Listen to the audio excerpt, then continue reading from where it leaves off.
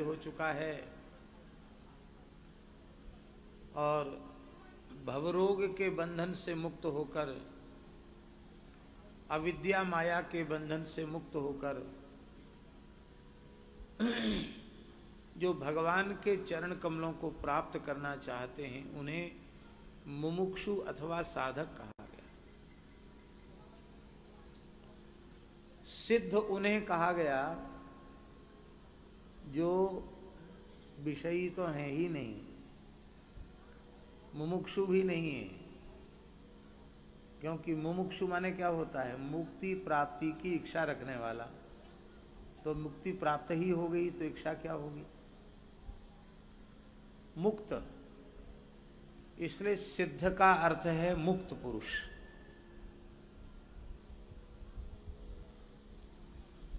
जो अविद्या माया के बंधन से मुक्त हो चुका है। ऐसे मुक्तात्मा में और भगवान में भेद नहीं रह जाता है। मुक्तात्मा साक्षात भगवान का स्वरूप हो जाता है।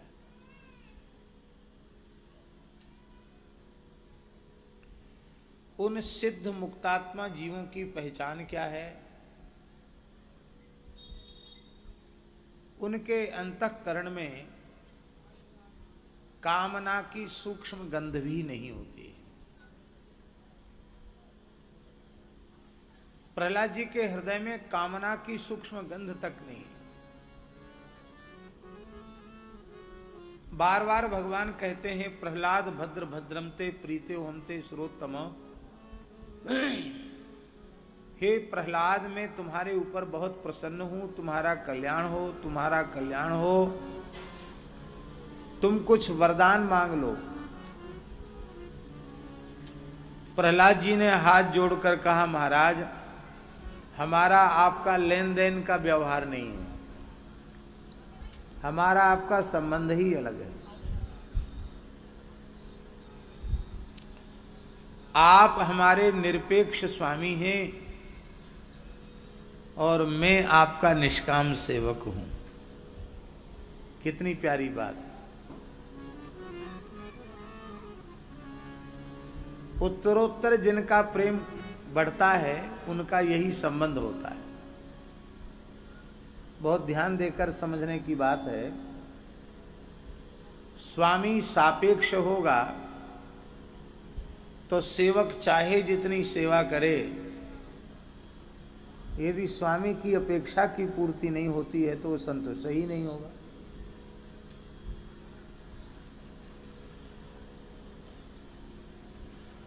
और सेवक यदि निष्काम नहीं है, सकाम है, तो उसकी सेवा तब तक बनेगी जब तक उसकी चाह की पूर्ति नहीं हुई, कामना की पूर्ति होती। जय सिया राम।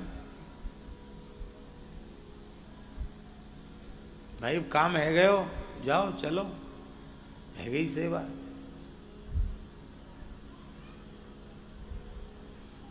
जिस प्रयोजन की पूर्ति के लिए सेवा की जा रही थी, उस प्रयोजन की पूर्ति हो गई। अब सेवक के पास रहने की क्या आवश्यकता है?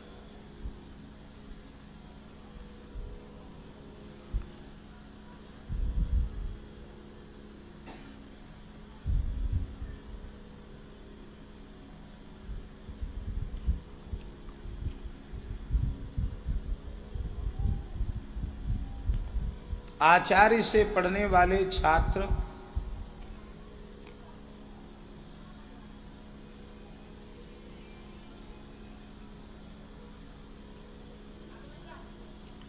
एक संकल्प लेकर आचार्य के पास पढ़ने जाते हैं कि हमको अमुक ग्रंथ लगाना है। और वह ग्रंथ जब आद्योपांत पढ़ लेते हैं तो पढ़ाने वाले तो बेचारे उसी विद्यालय में रह जाते हैं। पढ़ने वाला विद्यालय छोड़ के आगे बढ़ जाता है। यहाँ की पढ़ाई पूरी हुई, आगे जाओ।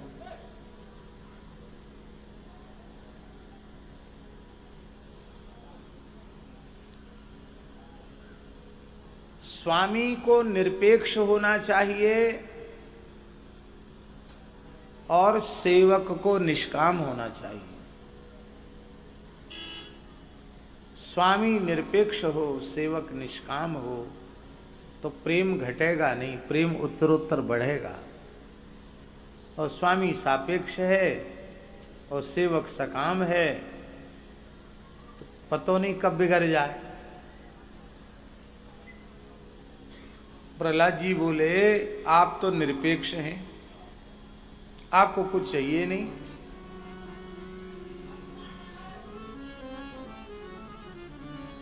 नैवात्मनः प्रभुरयं निज लाभ पूर्णो मानं जनाद विदुषः करुणो वृणीते। यद यज्जनो भगवते विदधीतमानम् तच्चात्मने प्रतिमुखस्य यथा मुखश्री। प्रहलाद जी कह रहे हैं कि हे प्रभु, आप निजलाभ पूर्ण हैं,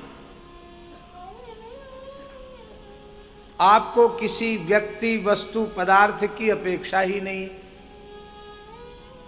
आप आत्माराम आप्त काम पूर्ण काम है।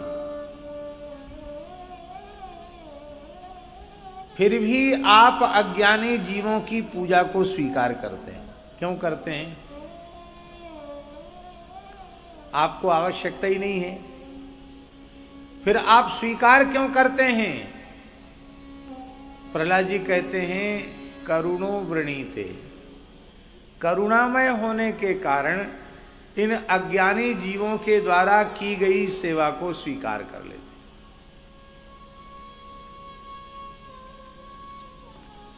जिनके चरण के धोवन से गंगा जी प्रकट हो जाएं,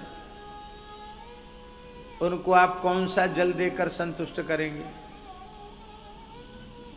सारी धरती की नदियां जिनकी नस नाड़ी हों, उनको आप 4 आचमनी जल लेकर बोलते हैं पादयो पाद्यम हस्तयो अर्घ्यम मुखे आचमनियम सर्वांगे स्नानियम। एक आचमनी से ही कहते सर्वांगे स्नानियम।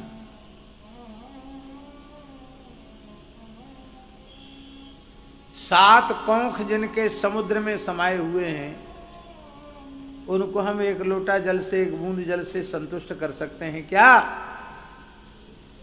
सूर्य जिनके नेत्र हैं, उनको दीपक दिखाकर उनका अंधेरा दूर करेंगे हम?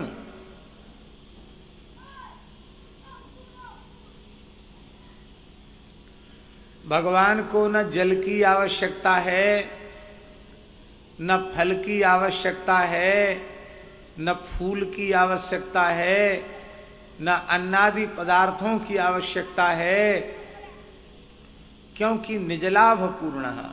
भगवान निजलाभ पूर्ण है। फिर भी अज्ञानी जीवों की पूजा भगवान स्वीकार करते हैं और उससे संतुष्ट होते हैं। जैसे पूजा हम लोग भगवान की करते हैं ना, ऐसी पूजा हमारी होने लगे तो हम तो तुरंत नाराज हो जाएंगे। हम नहीं, आप भी किसी के घर में जाओ और आपके पाँव धोवे के लिए एक आचमनी पानी दे, कुल्ला करने के लिए एक आचमनी पानी दे, और नहाने के नाम पर भी एक ही आचमनी पानी दे, तो आप कहें क्या मजाक कर रहे हो? उंगरिया का पोर तो भीगा नहीं, तुम नहाने की बात करते हो। और कपड़ा पहनने के लिए कलावा के 2 टुकड़ा वस्त्रोपवस्त्रम समर्पयामी, तो और ज्यादा नाराज हो जाओगे। ये कलावा को कहाँ बांधे, कहाँ पहरें? ये कोई कपड़ा है? और भोजन के नाम पे 2 बतासा धर दो, नैवेद्यम निवेदयामी। पर भगवान 4 आचमनी जल से, फूल से, चंदन से, एक तुलसी के दल से और एक बतासा से, 2 चनोरी से भी संतुष्ट हो जाते हैं कि कम से कम यह जीव मेरी पूजा की, मुझे प्रसन्न करने की भावना तो रखता है। हे प्रभु, करुणामय आप हैं, इसलिए जीवों की सेवा स्वीकार कर लेते हैं। उस सेवा का लाभ आपको तो नहीं होता, क्योंकि आप तो निजलाभ पूर्ण हैं। पर जो आपकी सेवा करने वाले हैं उनको आपकी सेवा का लाभ मिल जाता है। कैसे? बोले प्रतिमुखस्य यथा मुखश्री।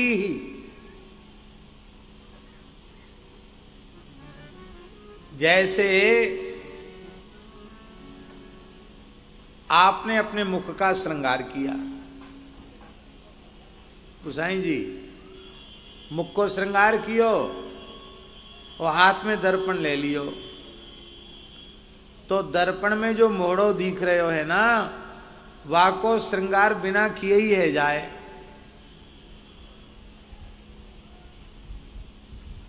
श्रृंगार तो बिंब को कियो जाए, पर श्रृंगार प्रतिबिंब को अपने आप है जाए। ऐसी हे प्रभु जीव पूजा तो करे आपकी, वाको लाभ मिले जीव को। अच्छो कोई ये सोचे कि हम तो प्रतिबिंब को श्रृंगार करेंगे, हाथ में दर्पण ले ले और बाद दर्पण में ही तेल चुपड़ दे, तेल लगा दे। भाई मैं तो मोड़ो दिख रहा हूं कि नहीं, भाई मोड़े में तेल लगा दे। आजकल तो बहुत कुछ लगाते हैं, तरह तरह की मलहम लगाते हैं, पाउडर जाने क्या क्या लगाते हैं। वो सब मुंह पे जो लगाने का सामान है वो सब उसी में दर्पण में लगा दो, उसी में काजल लगा दो। अब आप कल्पना करो उस दर्पण में चेहरा दिखेगा, सब कुछ दिखना बंद हो जाएगा। प्रतिबिंब का श्रृंगार संभव नहीं है, श्रृंगार बिंब का होगा, प्रतिबिंब का अपने आप हो जाएगा। ऐसे ही जीव की सच्ची सेवा है। जीव यदि अपना श्रृंगार करना चाहता है तो श्री ठाकुर जी का श्रृंगार करे, श्री ठाकुर जी की सेवा करे। हम लोग बोलते हैं बोलो नरसिंह भगवान की जय। एक बात बताओ, नरसिंह भगवान कहूं तो आपको कमजोर दिख रहे हैं, लटे दूबरे से दिख रहे हैं कि हमारी तुम्हारी जय बोलवे तो उनकी जय होगी, और हम जय नहीं बोलेंगे तो वो पराजित है जाएंगे, पराजय हो जाएगी। ऐसी बात तो नहीं है। या को भाव है कि ठाकुर जी तो जय स्वरूप हैं, हम जय जयकार करें ठाकुर जी की और हमारी जय जयकार अपने आप है जाए। ये भगवत सेवा को फल है। तो प्रहलाद जी कह रहे हैं कि आप हमारे निरपेक्ष स्वामी हैं और हम आपके निष्काम सेवक हैं। हमारा आपका यही संबंध बना रहना चाहिए। हे प्रभु, जो आपकी आराधना उपासना करके आपसे कुछ चाहता है, आपकी भक्ति के बदले, आपकी सेवा के बदले कुछ चाहता है, न स भृत्यः, वह आपका सेवक कहलाने का अधिकारी नहीं है। तब क्या है? वणिक। वणिक माने शुद्ध व्यवसायी है। दुकान पे गए,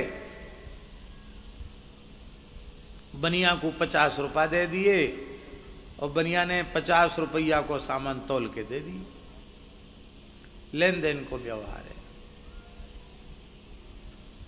तो प्रभु, न तो मैं बनिया हूं, ना आप ग्राहक हैं, ना आप बनिया, न मैं ग्राहक हूं।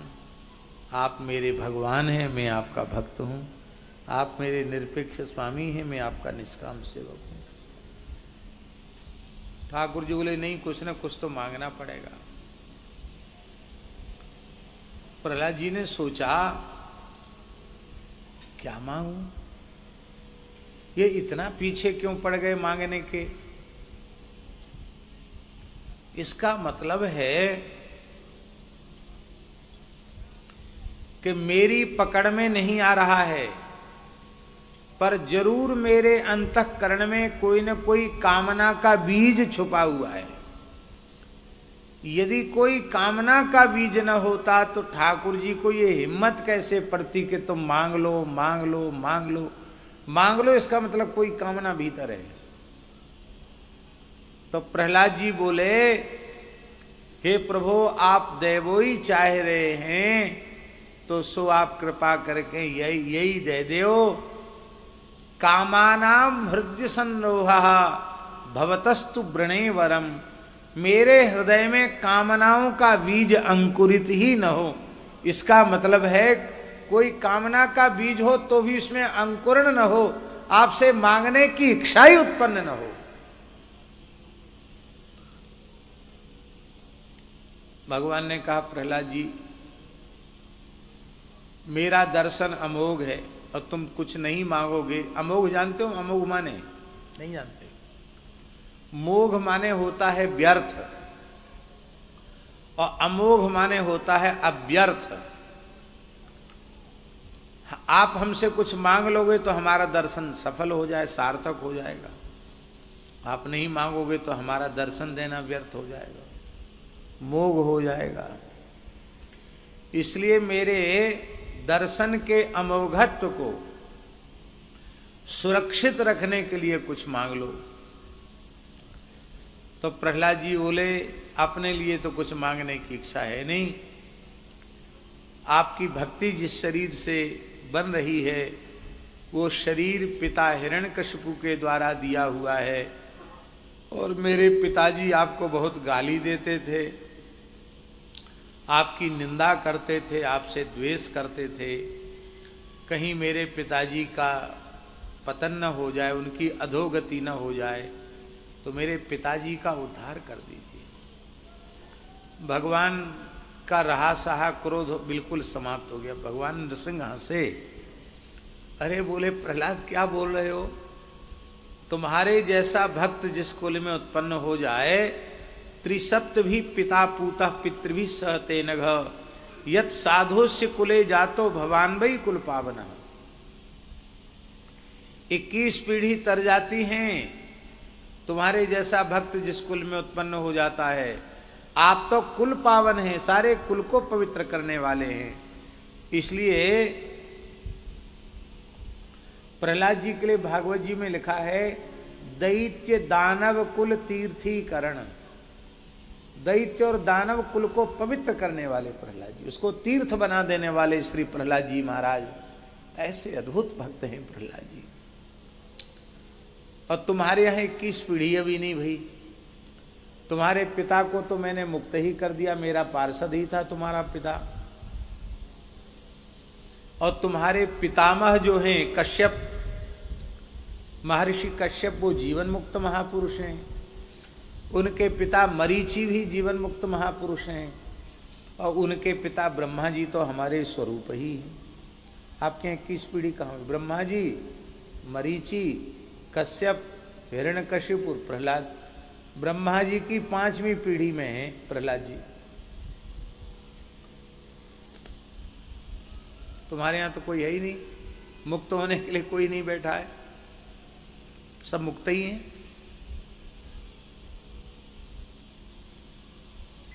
इसलिए ये मांगना तो न मांगने के जैसा है। अरे भाई मांग लो, मेरे संतोष के लिए ही मांग लो। ये हम बताना चाह रहे हैं सिद्ध कोटि के भक्त का लक्षण। सिद्ध कोटि के भक्त कभी कुछ नहीं चाहते। तो प्रहलाद जी ने सोचा पिताजी के लिए मांगा, वो तो कह दिया, वो तो पहले से ही मुक्त हो गए, हमने कर ही दिया उनको, तुम्हारी मांगने की जरूरत नहीं। तो जीवों की ओर प्रहलाद जी ने देखा तो प्रहलाद जी के हृदय में करुणा का उद्रेक हुआ कि यह जीव भगवान से विमुख होकर के न जाने कितने जन्मों से भटक रहे हैं। तो इन जीवों पर करुणा करके प्रहलाद जी बोले कि आप प्रसन्न होकर कुछ देना ही चाहते हैं तो सृष्टि के जितने प्राणी हैं सबको माया अविद्या के चक्र से मुक्त कर दीजिए, संसार चक्र से सबको मुक्त कर दीजिए। भगवान नरसिंह हंसे बोले, सब खेल हमारा खराब कर रहे हो, सब खेल बिगाड़ना चाहते हो। अरे भाई, जब सब मुक्त ही हो जाएंगे तो कुछ रह ही नहीं जाएगा, हमारा सब खेल खत्म हो जाएगा। आप तो कहते हैं कि सबको मुक्त कर दो, पर ये मुक्त होना चाहते हैं क्या? अरे मुक्त हम करते अवश्य हैं, पर उसको मुक्त करते हैं जिसके मन में मुक्ति की इच्छा होती है। इनको छूटने की इच्छा है क्या? प्रहलाद जी सोच रहे थे कि भगवान ने प्रस्ताव थोड़ी किया कि हम सबको मुक्त करना चाहते हैं, हम आवाज लगाएंगे तो बड़ी भीड़ हो जाएगी। तो भगवान ने कहा, देख लो, तुम्हारे मन में है तो देख लो। तो प्रहलाद जी ने बड़ी जोर से आवाज लगाई कि देखो, भगवान नरसिंह प्रसन्न हैं, जो मुक्त होना चाहे इसी क्षण वैकुंठ जाना चाहे, भगवान ने बिल्कुल द्वार खोल दिए हैं, फाटक खोल दिए हैं, आ जाओ, नाम लिखाओ, चलो। सोचते थे बड़ी भीड़ हो जाएगी, एक भी नहीं आया, एक भी व्यक्ति नहीं आया।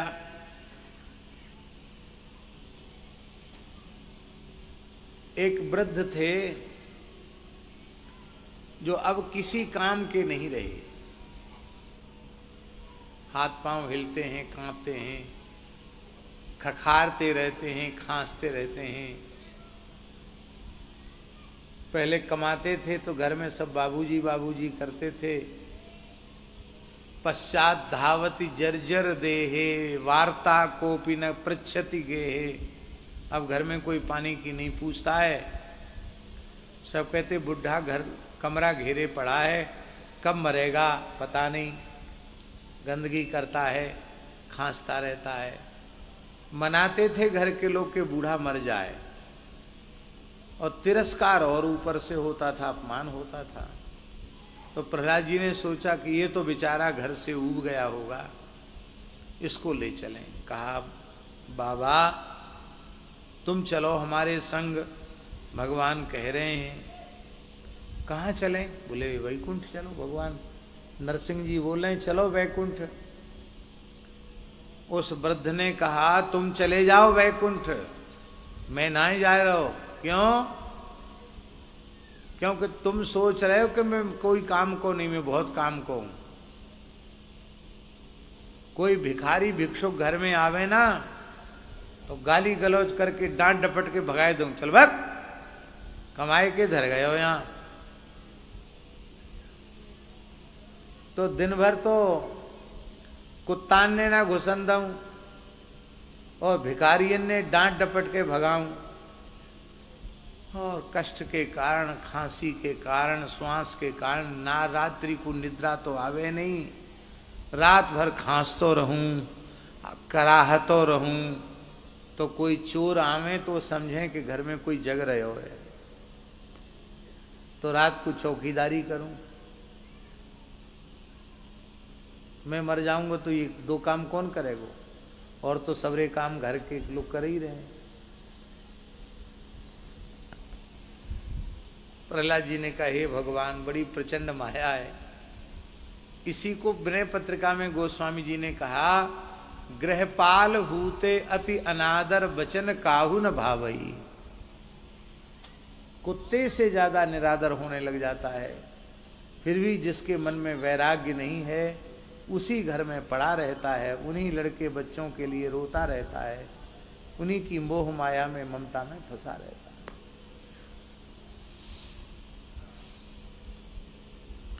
जिससे ना प्रहलाद जी ने पूछा, सबने मने कर दी।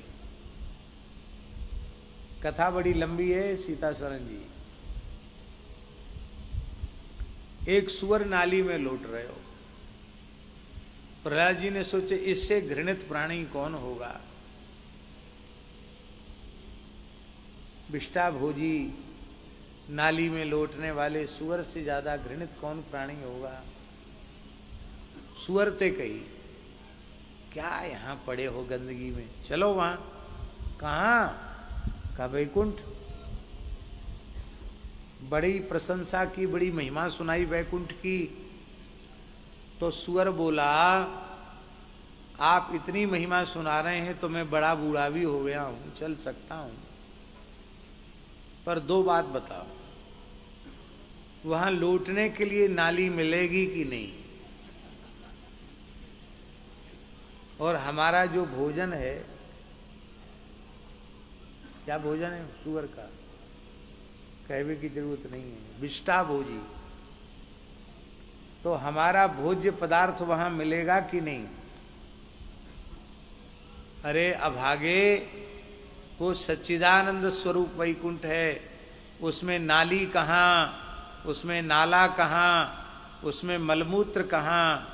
बोले तो तुम ही जाओ वैकुंठ, हमें ना जानो, हमें तो यहीं सबरो सुख मिल रहे हो। अरे तुम्हारा इतना घृणित भोज्य है। अरे बोले तुम्हें क्या पता है, इसी में मैं 56 भोग 36 व्यंजनों का अनुभव कर लेता हूं। मल की भी अनेक